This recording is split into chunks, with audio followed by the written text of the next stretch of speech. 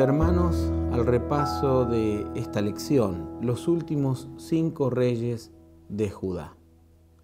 Y para comenzar este repaso con usted y con los hermanos con los cuales usted va a relacionarse este sábado, quisiera que tuviera en mente las preguntas esenciales del trimestre. Repase la introducción de esta escuela sabática. Yo me hice 3 preguntas que están en la introducción, importantes para la vida del cristiano, pensando en la eternidad, pensando en nuestro desarrollo como cristianos y para nuestra salvación. ¿Cuál es la voluntad de Dios con respecto al ser humano? Eso tenemos que descubrirlo y analizarlo a través del libro de Jeremías. Otro marco del trimestre, otra pregunta del trimestre. ¿Qué aspecto destaca Jeremías en relación al comportamiento del creyente para mantenerse en una vida santificada? Y una última pregunta en este contexto del trimestre: ¿qué influencia poseen las decisiones de los líderes en la vida de los creyentes? Estas son las preguntas generales que debemos tener a lo largo de todo el trimestre. Los objetivos en esta lección. Primero, conocer el proceso histórico de la decadencia material y espiritual de Judá. Otro objetivo, contrarrestar el liderazgo de Josías con los otros 4 reyes de Judá. Tener claro eso en la lección, repasar eso con los hermanos. Otro objetivo, motivarse individualmente y como iglesia mantenerse fieles a Dios. Y por último, conocer el perfil del pueblo remanente de Dios en la escatología bíblica. Preguntas para empezar. ¿Qué relación existe entre el liderazgo y el desarrollo espiritual, individual o de una comunidad? ¿Qué tipo de liderazgo debería expresarse en una comunidad para que el individuo pueda pensar escatológicamente, pueda prepararse para la segunda venida de Jesús? Jeremías da estos tips en estos 5 reinos. Si hay fracasos en una comunidad, ¿quién o quiénes son los responsables? ¿Cómo influye el liderazgo en el fortalecimiento de la fe? ¿Y cuál es la responsabilidad individual para que Dios pueda influenciar en la vida espiritual? ¿Cuál es la parte que me corresponde a mí para que Dios pueda obrar en mi vida? Esas son las preguntas para comunicarse con los hermanos, dialogar y comenzar a pensar en los textos bíblicos que a continuación he destacado. Usted puede pensar en otros, pero tenemos que utilizar la Biblia a continuación. Bueno, ¿qué dice la Biblia acerca de Josías? Usted habla con los hermanos de esto. Puede usar Crónicas 34:3 u otros en los que se mencionan ahí.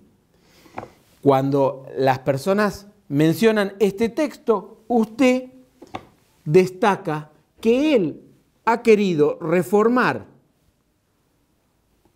las leyes en el contexto del pueblo de Israel. Reformas, eliminar idolatría y guardar mandamientos. Ese era Josías. En el reinado de Joacás, segunda de Crónicas 36:4, no estaba de acuerdo con la política egipcia, por eso duró solo 3 meses en el poder. Después tenemos Joacim, Jeremías 22, del 17 al 19.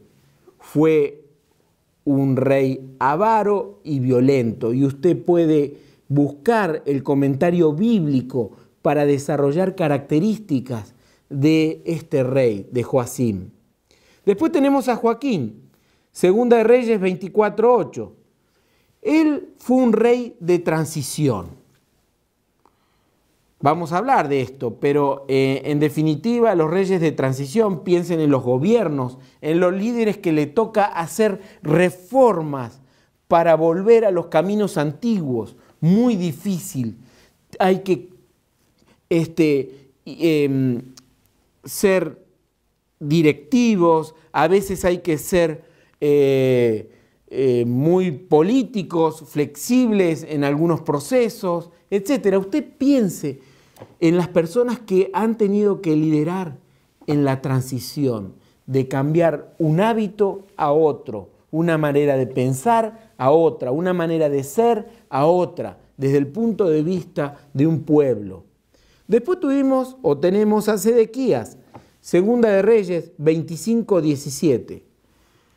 Una característica importante que encontré en estos textos y en el comentario bíblico, que es un rey ambiguo y traidor, sin convicciones.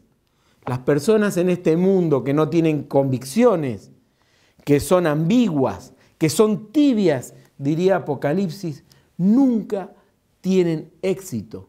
Y por supuesto, van a terminar con los perdidos, los descarriados, aquellas personas que no percibieron el mensaje de que Cristo viene. Sedequías. ¿Cuál es el Sedequías que vivimos en la actualidad?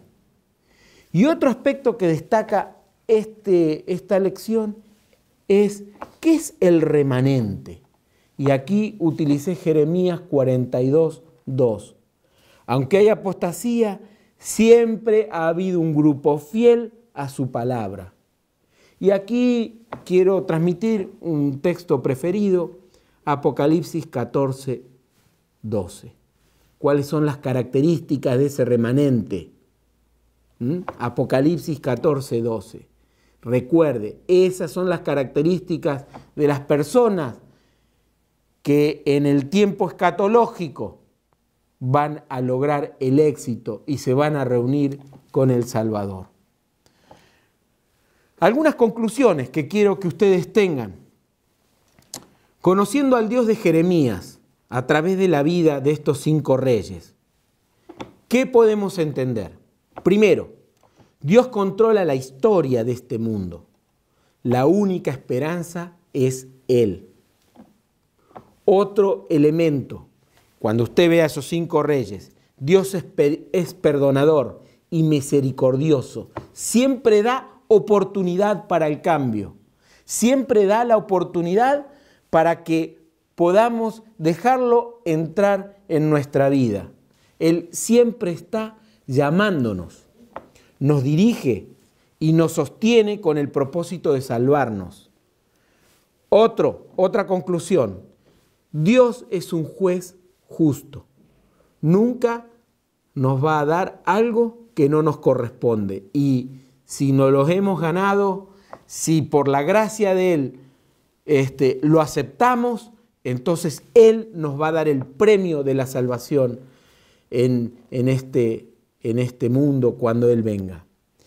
Una cuarta conclusión, Dios cumple sus promesas, nos restaura y nos provee su gracia aunque no las merezcamos. El regalo de la salvación es gratuita y Él siempre quiere llevarnos por el camino del bien, quiere darnos el querer como el hacer por su buena voluntad.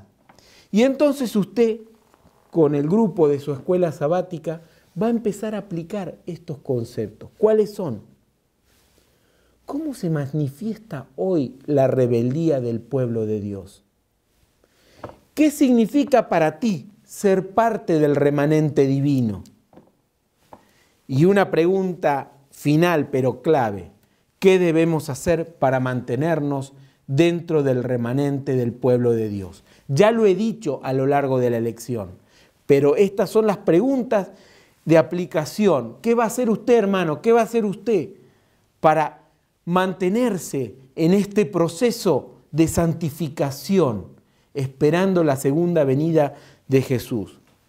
Y quisiera terminar con una cita de Elena de White. Perdón que la lea, pero es para que usted la recuerde. Está en el conflicto de los siglos, en el texto Conflicto y Valor, página 215 de Elena de White. Conflicto y Valor, página 215. La apostasía, dice Elena de White, prevalece hoy. Es similar a la que se extendió en Israel en tiempos del profeta.